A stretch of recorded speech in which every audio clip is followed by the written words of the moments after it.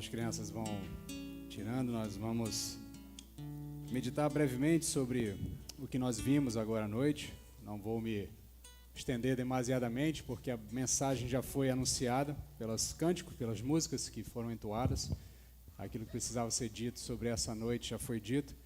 Mas eu quero refletir com os irmãos a partir dos elementos que a gente vislumbrou, representado aqui pelas nossas crianças ao longo desta belíssima cantata que elas apresentaram, as nossas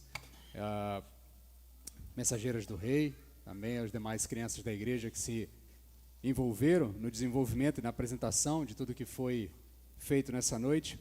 E um trecho do início da primeira música que elas cantam, né, fala que do Deus menino, fala do ser celestial que se tornou um de nós.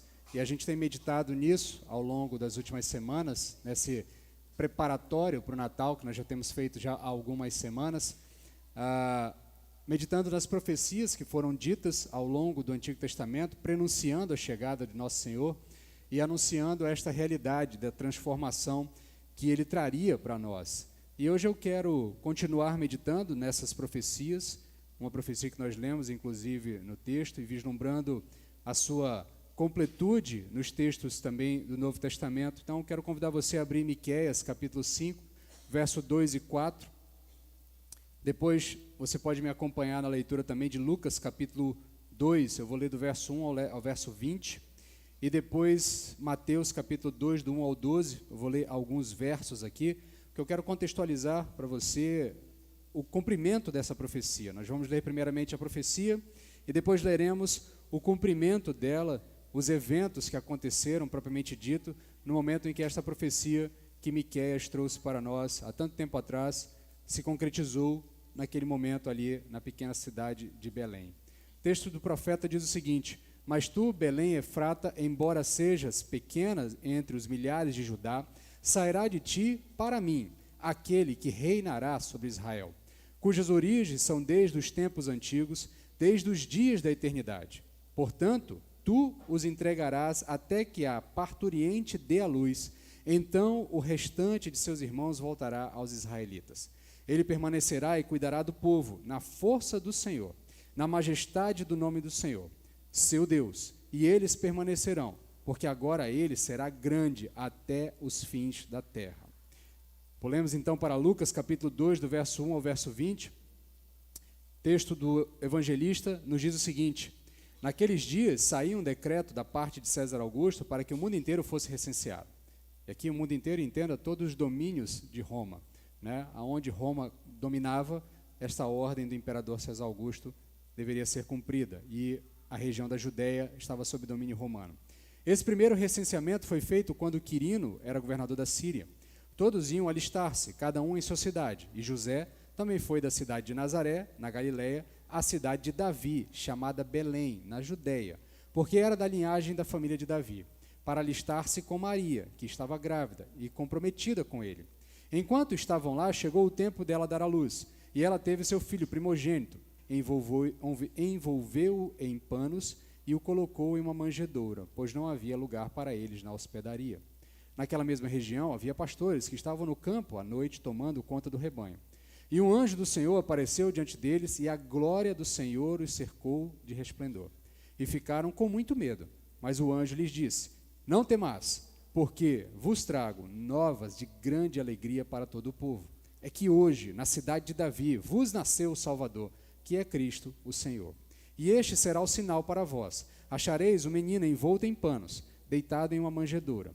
Então, de repente, uma grande multidão do exército celestial apareceu junto ao anjo, louvando a Deus e dizendo: glória a Deus nas maiores alturas, e paz na terra entre os homens a quem Ele ama.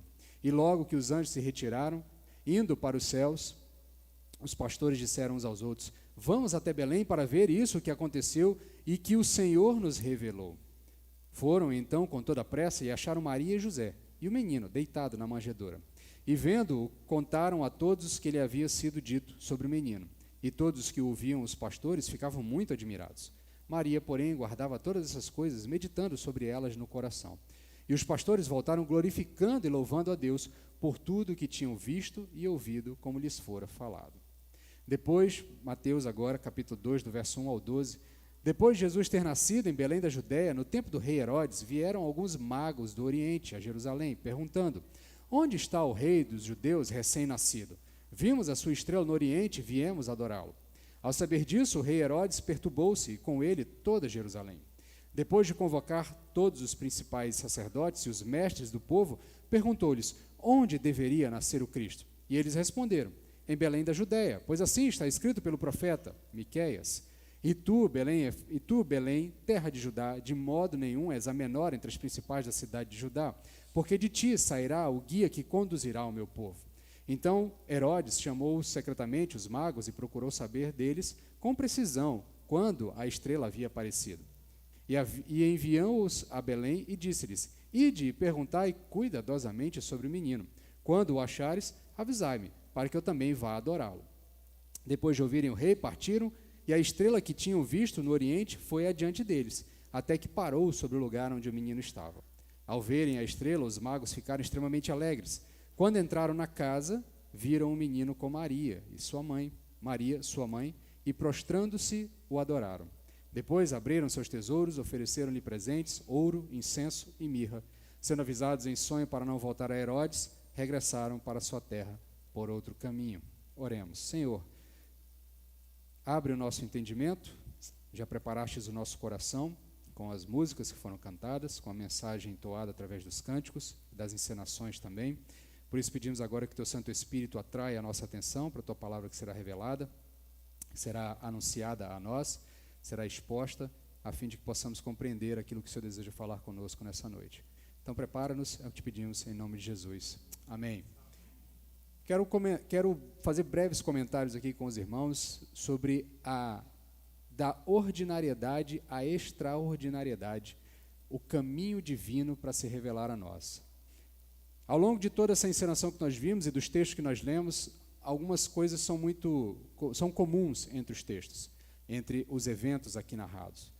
Aquilo que é o inesperado é o que de fato vai ser usado por Deus para trazer ao mundo o que é mais esplêndido e belo que se pode ter notícia até os dias de hoje. O profeta Miqueias vive num tempo muito próximo do profeta Jeremias, que nós vimos nas últimas semanas. Nós vimos uma mensagem na semana passada sobre o profeta Jeremias, eles são contemporâneos. O profeta Miqueias, ele ainda está vivendo as mesmas consequências dos eventos que foram narrados lá em Isaías, que nós vimos há 2 ou 3 semanas atrás. Então há uma sequência de eventos ali que vão desencadear neste momento. Se lá em Isaías o problema era o Império Sírio e depois o Império Assírio, já no período de Jeremias o Império Assírio já está em decadência, o Império Babilônico está em ascensão. No período de Miqueias, o Império Babilônico já é uma realidade, está às portas de Jerusalém, está cercando Jerusalém, na verdade, e Miqueias assiste o cerco de Jerusalém. E assim como Deus deu mensagens de esperança aos outros 2 profetas em tempos anteriores, também traz uma mensagem de esperança para Miqueias neste mesmo tempo. Então Miqueias é utilizado por Deus para trazer uma notícia de algo que acontecerá no futuro, de algo que trará uma solução em definitivo para eles. Então, por meio de ambos, tanto de Jeremias como de Miqueias, Deus traz uma mensagem de esperança. A Jeremias, Deus prometeu uma nova aliança, realizada pelo próprio Messias, esse que estão aguardando a chegada. Para Isaías, Deus informou que traria ao mundo o Messias, através da virgem que daria a luz. Para Miqueias, ele nos diz onde essa virgem dará a luz, onde a parturiente dará a luz. Então, a saga vai continuando, Deus vai descortinando a história e revelando passo a passo como seu plano de resolver de uma vez por todas o problema de seu povo, o problema da sua criação, como isso vai se desenvolvendo ao longo da história. Então Miqueias nos diz onde a parturiente, a grávida, a virgem, daria a luz ao Messias. Ele nos anuncia que na cidade de Belém, na região de Efrata, fazendo parte da Judéia, nasceria 700 e poucos anos depois aquele que seria o Salvador da humanidade. Então, 700 anos depois, Lucas vai nos dizer como isso aconteceu. Que momento exato da história isso aconteceu. Lucas vai nos dizer que foi no tempo do decreto do recenseamento do imperador Augusto César. Deus continua movendo a história para que seu plano seja realizado. Ele vai organizando a história para que aquilo que ele havia dito que aconteceria, de fato acontecesse. Porque Deus promete e Deus cumpre. E queremos então agora olhar para essas profecias todas e esses acontecimentos e perceber como Deus, de uma forma um tanto quanto diferente do que é esperado, escolhe usar os meios inusitados para trazer ao mundo a completude, a concretização da profecia da redenção. Primeiramente, nós temos a extraordinária vila ordinária. A extraordinária vila ordinária. A profecia que os evangelhos demonstram o cumprimento, que nós lemos, a profecia de Miqueias, é uma profecia que desafia o nosso senso de percepção. Quando nós olhamos para a profecia lá no momento exato em que ela está sendo dita, o contexto, para que eu possa ampliar um pouco da sua visão sobre o que está acontecendo, é o seguinte: Jerusalém está cercada, os exércitos da Babilônia estão às portas de Jerusalém, a ponto do profeta chamar a cidade de Jerusalém de filha dos exércitos, porque basicamente é como se o exército que está ao redor de Jerusalém dominasse toda a cidade, decidisse o que a cidade poderia ou não poderia fazer. A realidade de um cerco militar é essa. E os líderes, o rei de Judá, nesse momento desiste, joga tudo para o alto, pega a sua trupe e tenta fugir.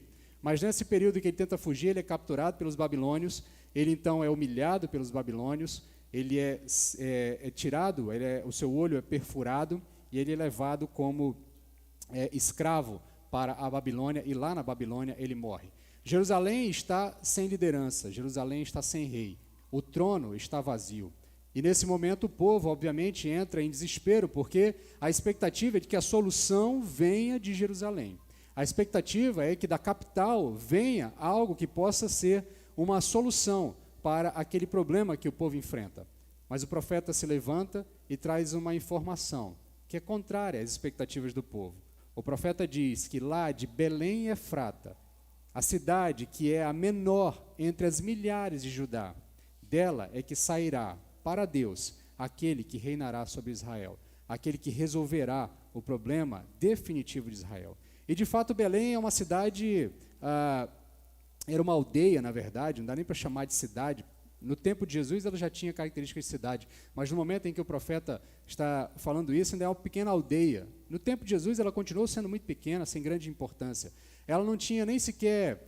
A grande importância de Belém é o fato de que Davi havia nascido lá. Mas mesmo assim, ela não era tão referenciada por Davi, porque Davi é o fundador de Jerusalém. Então, a cidade de Davi é Jerusalém. A cidade do rei é a capital, onde o templo foi construído, onde o palácio está construído, onde o trono foi assentado. A cidade sobre a colina, como assim é conhecida Jerusalém, que é a cidade do grande rei.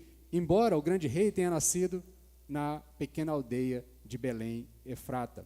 A cidade é tão pequena, a aldeia é tão insignificante, que nos pequenos censos que nós temos ao longo do texto veterotestamentário, nem sequer ela é citada. Quando se faz uma referência sobre as cidades de Judá, ou sobre as cidades de Efrata, da região de Efrata, Belém nem sequer é citada. É óbvio que esses textos que eu estou fazendo referência aqui são anteriores à profecia, são anteriores ao nascimento também do próprio rei, Davi. Talvez, se tivessem sido feitos posteriormente, certamente alguém teria citado, não, é lá que Davi nasceu, então põe aí uma nota de rodapé de que lá dessa região é que provém o grande rei Davi. Mas, de fato, é uma cidade insignificante, é uma cidade pequena, é uma cidade onde as pessoas certamente viviam vidas ordinárias, vidas sem grandes movimentos, sem grandes coisas acontecendo.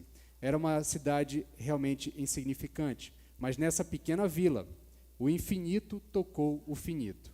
A Virgem deu à luz ao Emanuel prometido a Isaías nessa pequena cidade. Onde menos se esperava, Deus habitou entre nós.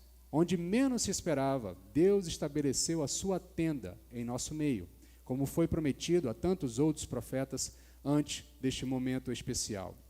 No meio do ordinário, de uma cidade pequena, comum, sem importância, o extraordinário aconteceu. O eterno se tornou finito. Aquele que é o dono da vida passou a depender de outro ser para viver. Aquele que sustenta a criação na palma de suas mãos precisou ser sustentado no colo de Maria. Então o extraordinário aconteceu num local ordinário, num local insignificante, num local sem tanta importância. Naquela pequena vila ordinária, aquele cujas origens são desde os tempos antigos, desde a eternidade, aquele que é o eterno, se tornou um bebê, nasceu frágil e indefeso, dependente daquela que lhe trouxe ao mundo. Naquela pequena vila, insignificante, Deus escolheu se revelar a nós por completo. Não apenas se revelar por completo, mas se apresentar em toda a sua glória, a glória do unigênito do Pai. Nessa mesma vila ordinária, onde o extraordinário está acontecendo, nós temos o extraordinário hóspede na ordinária hospedagem. O texto nos conta, em Lucas, vai nos dizer que enquanto eles estavam indo para essa cidade, quando chegou o tempo de Maria dar à luz, eles tiveram que dar um jeito, porque a cidade não tinha hospedagem. A cidade era tão pequena, era tão desestruturada, que ela não estava preparada para aquela quantidade relativamente significante de pessoas que iriam se mover para lá a fim de atenderem à ordem do imperador. Então, naquele lugar insignificante, um hóspede extraordinário estava chegando. Não havia lugar para o hóspede especial, não havia lugar para o Rei dos Reis nascer.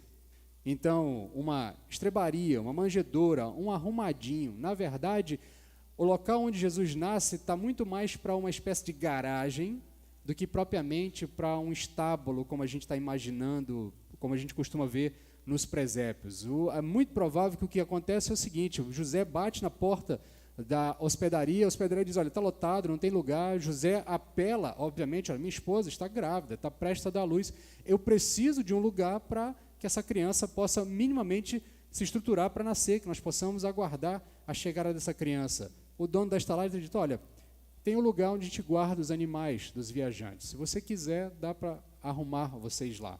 E, obviamente, ele segue para lá. Então, naquele local ali onde certamente não se esperava que o Rei dos Reis nascesse, Deus escolhe que o Rei de toda a glória nasça naquele lugar.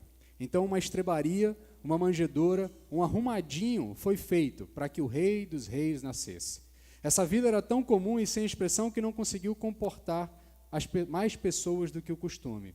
Então, o príncipe da paz precisa repousar em um berço improvisado. Algo que José provavelmente deve ter olhado, onde os animais comiam, um coxo, algo semelhante a isso. Ele pega, arruma, dá um jeito ali para que a criança possa repousar, para que a criança possa ter um mínimo de conforto.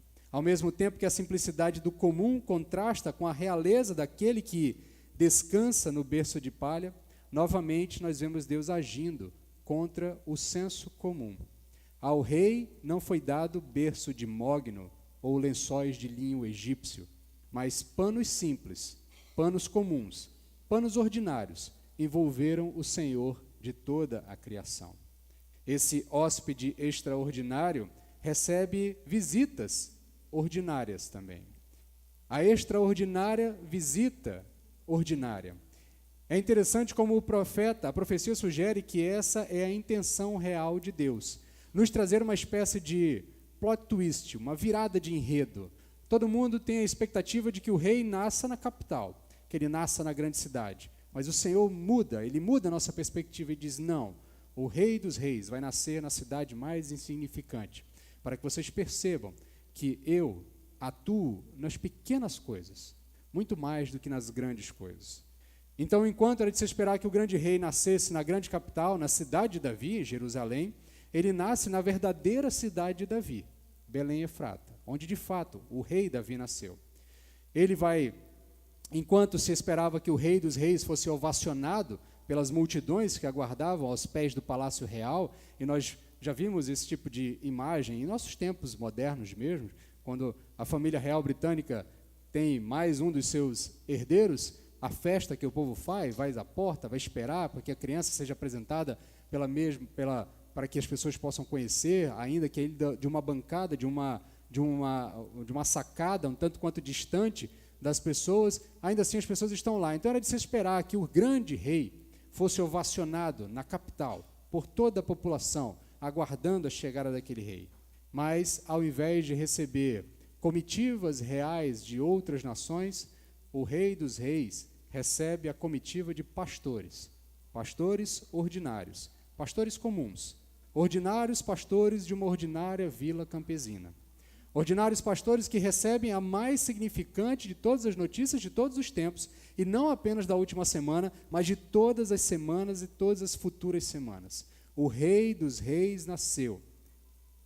Lucas, capítulo 2, verso 13, verso 14, o texto vai relatar que aqueles homens estão ali trabalhando em mais uma vigília noturna comum, de uma noite comum, aguardando os primeiros raios do sol, talvez, para começar a recolher os animais ou trazê-los para os pastos, para que possam aproveitar aí o orvalho, para que possam aproveitar a grama ainda coberta de orvalho. Aqueles homens estão vigiando o pasto e, de repente, uma grande multidão do exército celestial aparece junto ao primeiro anjo que já havia falado com eles, louvando a Deus e dizendo: glória a Deus nas maiores alturas e paz na terra entre os homens a quem Ele ama.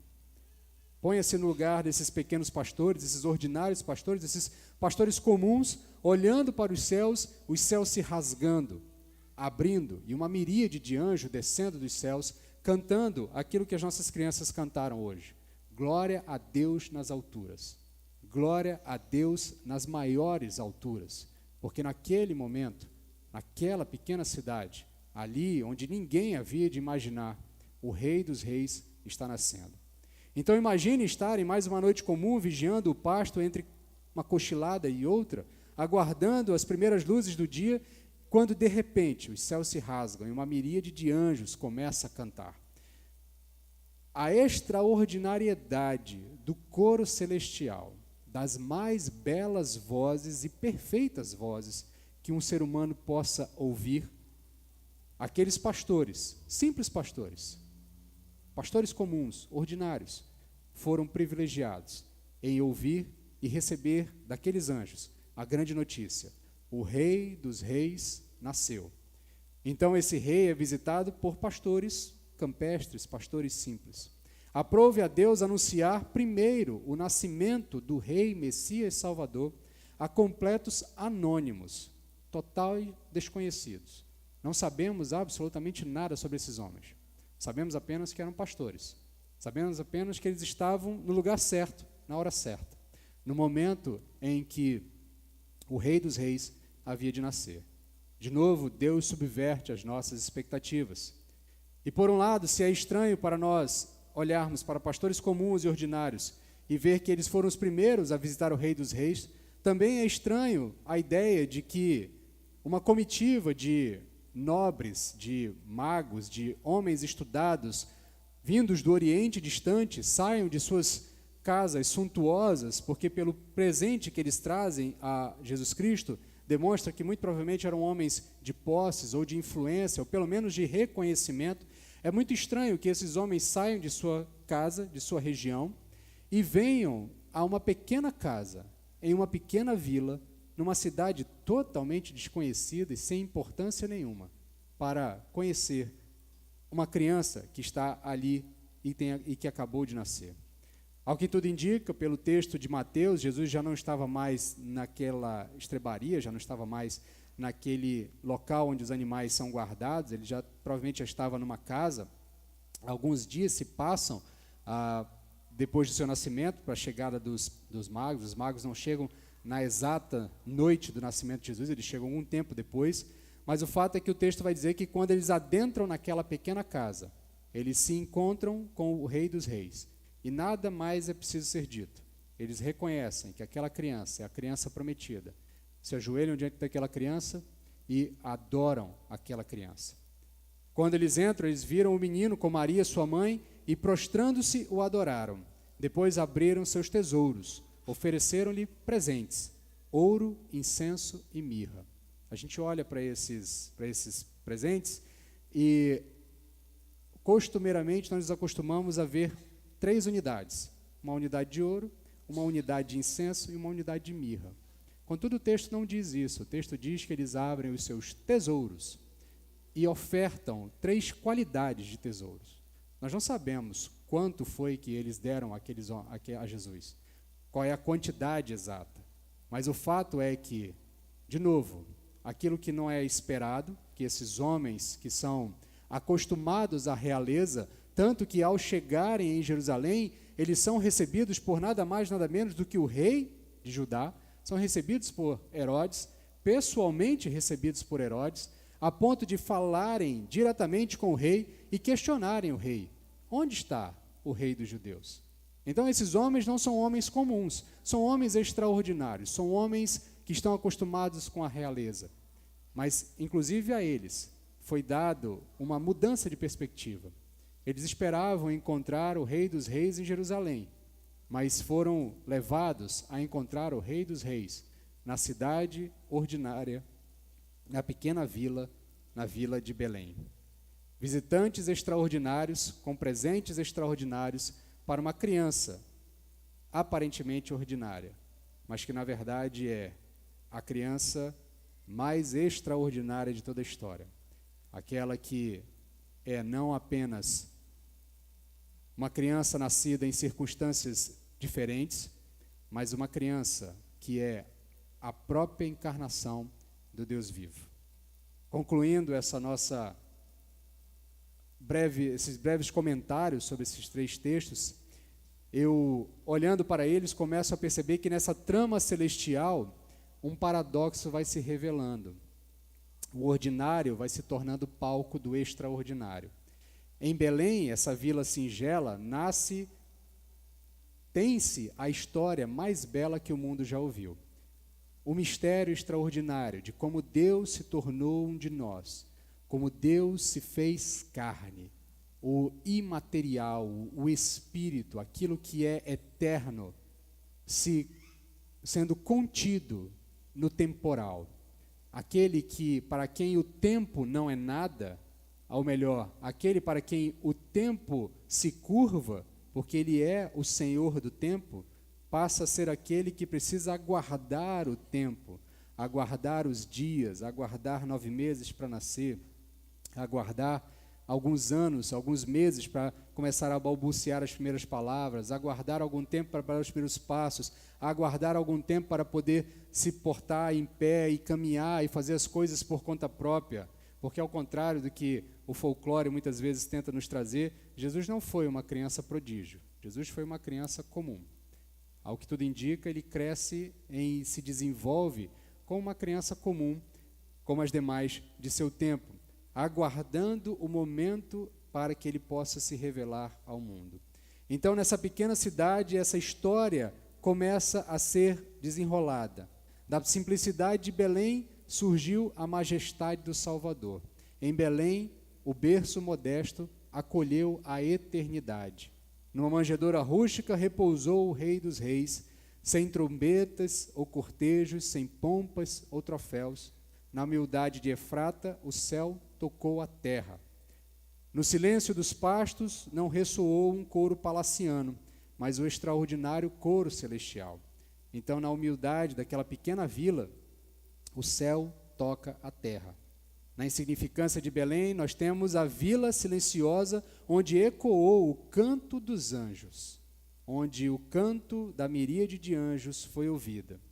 Assim, aparentemente, nos mostra o texto bíblico que Deus trabalha. Em sua infinita sabedoria, ele vai escolhendo o cotidiano para revelar o extraordinário do seu poder e da sua revelação. Dia após dia, ele vai se apresentando nas pequenas coisas. Muitas vezes nós estamos tentando olhar para o extraordinário, procurar encontrar Deus nas grandes coisas, mas ele tem escolhido se revelar nas pequenas coisas, no dia a dia, nas coisas, nas tarefas comuns, nas atividades comuns, em pessoas comuns. Há pessoas comuns. Como as crianças cantaram hoje, o ser celestial, o Rei do universo, se tornou um de nós. Escolheu o simples berço ao glamour que toda a corte poderia lhe dar. Pastores comuns foram os primeiros a o adorar. Não houve anúncios reais, não houve multidões que o aclamassem. Na simplicidade nasceu o Rei Celestial. Na simplicidade, Deus quer falar conosco. Nesta noite, peça que Deus abra seus olhos para ver a sua mão poderosa atuando na sua vida, nas coisas comuns, na simplicidade do seu dia a dia, no acordar, na primeira refeição, nas atividades cotidianas do dia a dia. Deus deseja se revelar a você nessas pequenas coisas. Nesta noite, peça que Deus abra seus olhos para ver a sua poderosa mão atuando na sua vida. Nos detalhes comuns, aparentemente banais, o convite para uma extraordinária salvação é apresentado a todos nós. Na ordinariedade de nossas vidas, Deus vai tecendo essa tapeçaria divina. Nas entrelinhas do nosso cotidiano, Ele vai revelando essa graça que nos ilumina. Nós possamos, como os pastores e os magos, enxergar o extraordinário no comum. E na simplicidade dos nossos dias, que nós possamos encontrar o toque eterno de Deus, nas pequenas coisas, nas coisas ordinárias. Porque, pelo que o texto bíblico nos diz, é nestes cantos, é nesses momentos, que Deus mais fala conosco, na ordinariedade de nossas vidas. Quero convidar você a baixar a sua cabeça, fechar os seus olhos, para orarmos neste momento. Senhor, Tua palavra foi anunciada, tanto pelos cânticos, como pela leitura e explicação do texto bíblico diante de nós. Nós somos pessoas comuns, Pai. Aprove ao Senhor se revelar a nós. Aprove ao Senhor abrir os nossos olhos para que pudéssemos entender essa maravilhosa mensagem. Não porque somos mais entendidos do que outros, mas porque, por graça e por misericórdia, o Senhor desejou se revelar aos pequenos e não aos grandes. Não àqueles que acham que sabem todas as coisas, mas àqueles que reconhecem que nada sabem e por isso dependem exclusivamente de Ti. Nesta noite eu peço que Teu Santo Espírito abra os nossos olhos para que possamos ver a beleza do extraordinário da Tua mão agindo na ordinariedade de nossas vidas, na simplicidade das coisas comuns, no abraço afetuoso do pai para com a filha, da esposa para com o marido, dos parentes, dos amigos, nas boas coisas que nós fazemos, no bom trabalho realizado, na boa relação com os nossos vizinhos, com os nossos amigos, nas pequenas coisas que fazemos em prol do Teu reino, anunciando o Teu evangelho, mas também contribuindo para que outros possam desenvolver tarefas e atividades para que o Senhor seja conhecido de todos. Então ajuda-nos, Pai, a enxergar beleza nessas pequenas coisas. Ajuda-nos a ver a Tua boa mão atuando nas pequenas coisas em nossas vidas. O Senhor escolheu se revelar em primeira mão, como notícia fresquinha, nova, acabada de acontecer, a homens completamente ordinários, desconhecidos, anônimos, que estavam naqueles campos, cuidando de suas ovelhas em mais um dia comum. Naquela vila comum, pequena, insignificante, o Senhor desejou se revelar a nós e desejou ali habitar entre nós. Que essa noite seja Belém em nossos corações, em nossas vidas comuns, o Senhor faça um tabernáculo, habite entre nós, viva no meio de nós. E assim possamos encontrar a beleza do extraordinário divino se revelando a nós em todo o tempo. Tem misericórdia de nós. Fala conosco, molda-nos, é o que te pedimos, em nome de Jesus.